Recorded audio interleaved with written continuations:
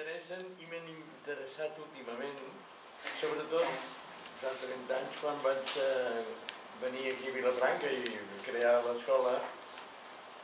La cofundadora amb mi de l'escola aquella era Jordina Gallamí, i aleshores Jordina Gallamí estava molt relacionada amb el castell de Penyafort, on va néixer Sant Ramon de Penyafort, i aleshores vam treballar junts alguns aspectes per l'adquisició del castell.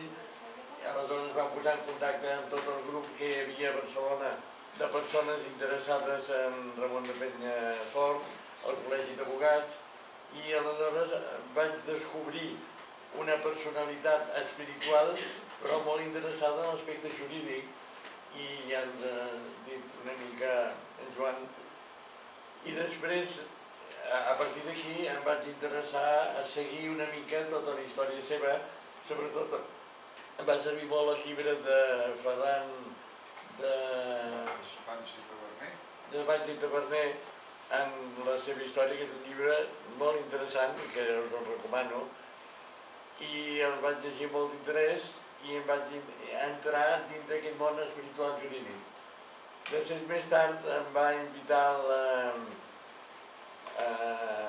a participar en una taula rodona, també en un col·loqui, i en aquest sentit de parlar de l'aspecte espiritual i de l'actitud que tenia Ramon Llull quan es tractava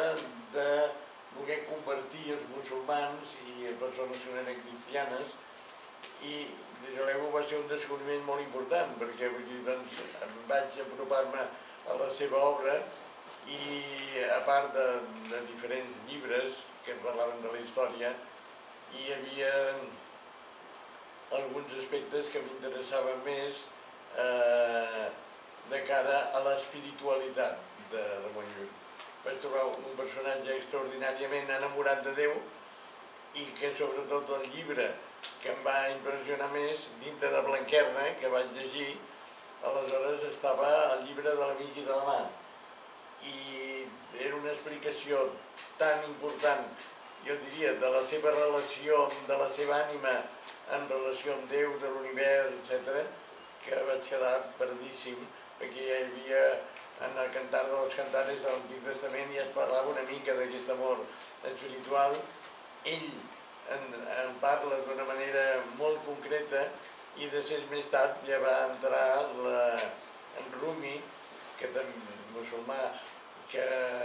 també va parlar d'aquest tipus de relacions entre l'ànima i tal. Aleshores, a part que jo